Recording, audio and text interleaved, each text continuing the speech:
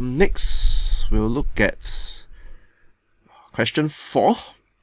Okay, question 4 is a relatively interesting question where you have a computational studies being done on an idealized SN2 reaction, okay, between ammonia and chloromethane, modeled under different conditions. So you have gaseous states, cyclohexane and DMSO.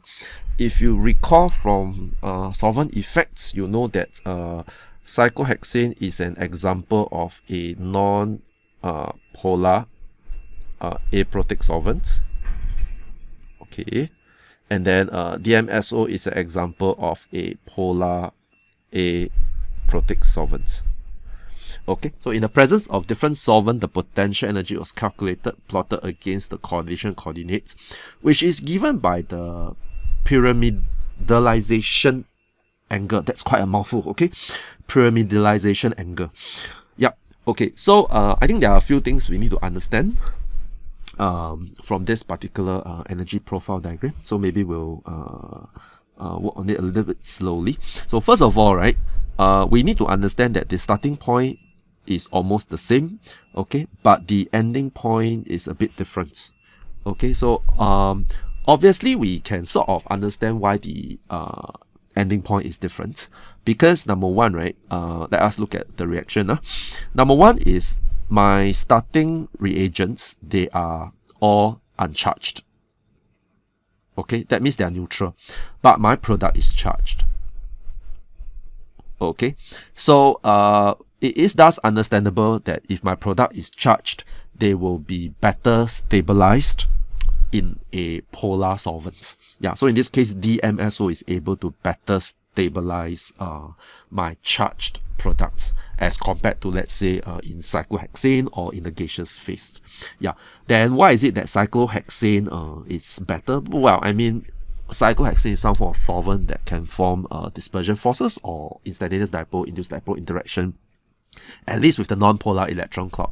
So there is some form of stabilization, a bit. Yeah, so that's why you can see the stabilization. It's not so good. It's about the same as what you have at the beginning, but better than nothing. Then, of course, in the gaseous phase is the most unstable because the two charged species are far apart. Okay, then another thing we need to understand is what exactly is pyramidalization angle. Okay, so this particular angle, right, if you just take a look at this particular diagram, it goes from minus 19 degrees to about 19 degrees. Okay, then so that is something which we need to ponder about, because for part A we will ask, from the information above, right, explain what is meant by pyramidalization angle. So we will ask to explain what is it.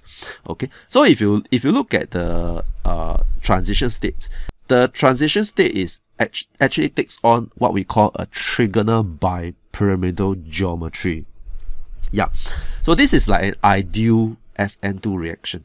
So that ideal reaction means that the bond breaking and the bond forming is being established to the same extent, and then in the transition states it is a perfect trigonal bipyramid structure. Yeah, so from here I think you can see that this is a trigonal plane. Okay, it's a trigonal plane, and then of course this is the axis lah. Yeah, so you notice that over here, right, we have a 0 degree, so this is like the ideal. And then you can see how the TS actually changes. Okay, so it goes from like an early transition state to for the rest will be like a late transition state. Okay, then I think from here you can sort of understand that the pyramidalization angle, right, will be reflected by the distortion. Okay, by the distortion of the trigonal plane. Especially in this case, in our case here, is we are talking about the CH3 here. Yeah, so how the CH3, right, is being distorted or is being deformed with respect to the trigonal planar geometry in the middle of the transition states. Okay, so therefore we are actually looking at this particular angle. Yeah, But of course, for an idealized transition state, the distortion angle is 0 degrees. Yeah, because it is not distorted. But in our case here, so let's say we draw the thing in, right? So it is sort of distorted by a little bit. So this distortion, maybe as reflected here, is about minus 19 degrees. Okay, and then of course the product is plus 19. Okay, yeah. So with that little bit of understanding, I think you can actually suggest what the pyramidalization angle is. Although some of us, some of you actually wrote quite interesting things. I mean, you were trying to discuss how the nucleophile attack and how it causes the bond, the leaving group bond to be distorted. But the leaving group bond is not distorted because the nucleophile and the leaving group, they are orthogonal to the trigonal planar geometry. Yeah, so it's a bit difficult to talk about the distortion with respect to the nucleophile and the leaving group. Yeah, so it might be easier for you to take reference from the trigonal plane in the trigonal bipyramidal transition states. Yeah, and how the starting material and the product is it's different, or it's being distorted from it. Yeah. Okay. Then for part B, describe the trend in the enthalpy change of reaction under different conditions. So briefly explain the trend or the shift in transition states along the reaction coordinate under different condition. Okay. So you are being specifically asked to describe the trend in enthalpy change under different conditions. So what you can say is that from gas to cyclohexane to dimethyl sulfoxide, right? It become increasingly more exothermic. Or if you prefer to go the other way around, for dimethyl sulfoxide to cyclohexane to gas, right? It becomes increasingly more endothermic. Yeah. A poor answer will be saying that enthalpy change become bigger or smaller, or become greater or smaller. Yeah, all this answer shouldn't be included in, because enthalpy change has a sign. Yeah, so you have to emphasize whether is it more endo or less exo. Yeah, and then briefly explain the shift in transition state along the reaction coordinates. So explain the shift in transition state. Okay, so when it's in dimethyl sulfoxide, is actually an early transition state. So the early transition state will resemble the starting material more. Yeah, but for cyclohexane, or when the reaction takes place in cyclohexane or in the gaseous phase, it is more of a late transition state. So therefore, the transition state resembles the products more than the reactant. Okay, yeah. Then moving on to part C, by considering the effect of the solvents account for the trend in the enthalpy change of reactions under the different observed conditions. Okay, I think we have already answered this part. Yeah, so because in the course of SN2, a charge is being developed in the product. Yeah, so therefore the product is better stabilized by a polar solvent such as DMSO.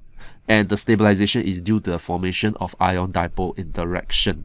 Yeah, and then earlier on we said that for cyclohexane, my charged product also has a non-polar methyl group, so it can form some form of dispersion forces with the solvents.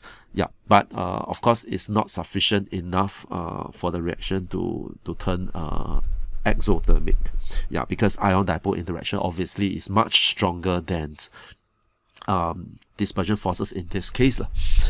Okay, then in the case of the reaction taking place in the gaseous phase, there is no stabilization experienced.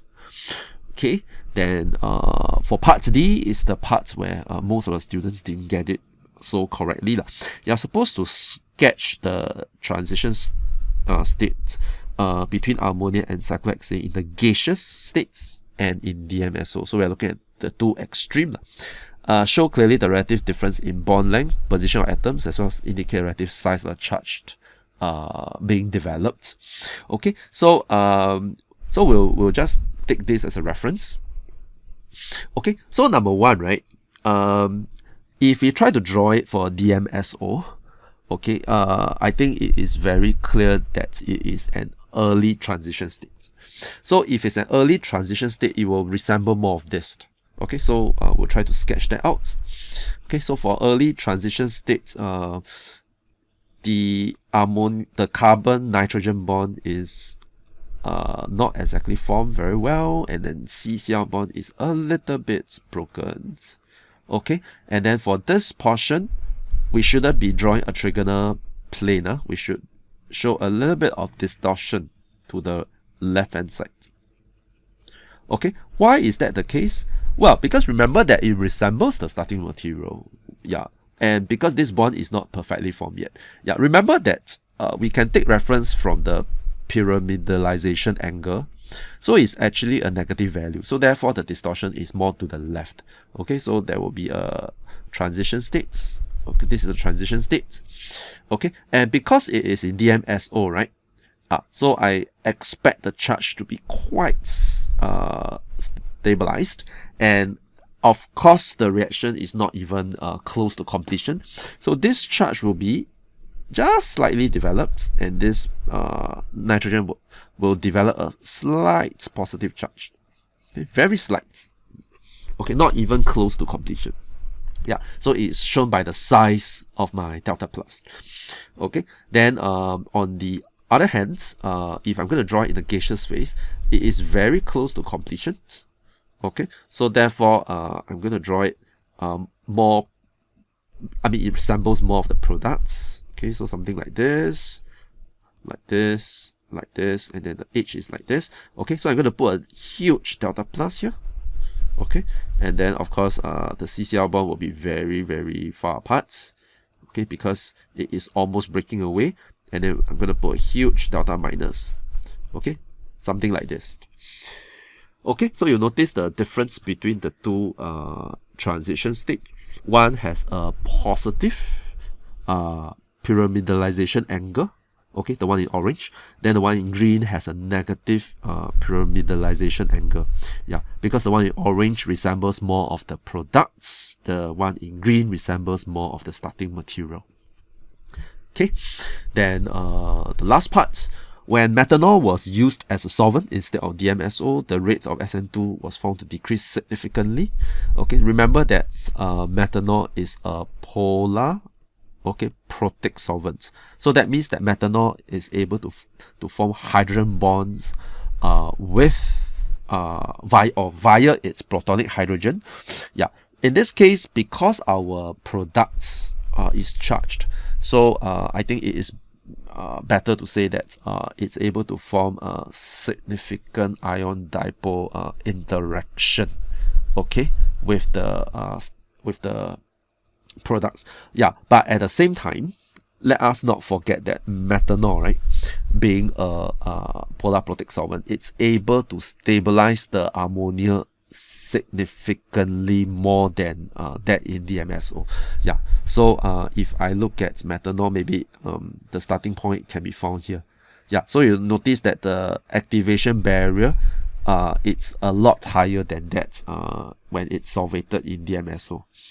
Okay, so in this case, because of the increase in activation barrier, it leads to a reduction in the rates of reaction. Yeah, so remember always that a protic solvent solvates the nucleophile well, and because the nucleophile is well solvated, the lone pairs of electrons will not be that available to coordinate or to perform its role as the nucleophile to approach the electron deficient carbon center. Yeah, so that is the benefits, or rather the stabilization being imposed by the polar protic solvent. Right, so that will be the end of the review for question 4.